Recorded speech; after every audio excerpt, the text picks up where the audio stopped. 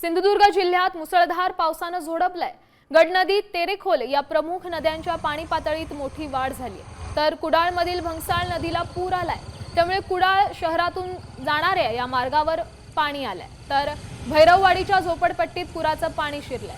कणकवली आचरा मार्गावर पाणी आल्यामुळे वाहतूक देखील बंद झाली आहे। कुडाळमधून पुरासंदर्भात अधिकची माहिती देत आहेत आमचे प्रतिनिधी विनायक वंजारे।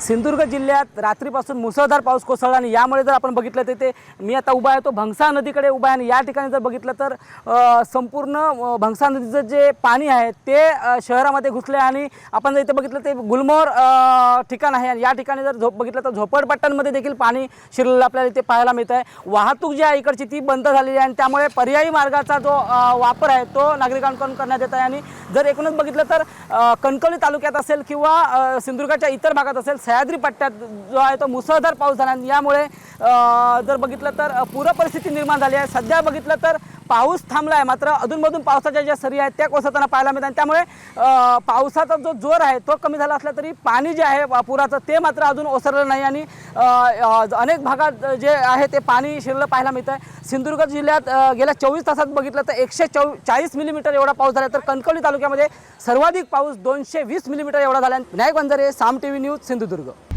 आता isakal.com आहे देशातील नंबर 1 ची मराठी न्यूज वेबसाईट। प्रत्येक अपडेटसाठी isakal.com ला नक्की भेट द्या।